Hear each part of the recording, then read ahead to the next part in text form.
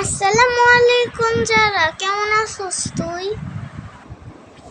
ভালো আছি, অনেকদিন পরে দেখা হইল। কি করস তুই? বইসা আছি। কেন? এমনি। পড়াশোনা কেমন তোর? ভালো, আলহামদুলিল্লাহ। তোর পড়ার সাবজেক্ট কতগুলো? 7টা। কি কি? Bangla, English, math, science, SS, ইসলাম, ড্রয়িং। বুঝছি, আমারও তো। আচ্ছা, এখন রাখি।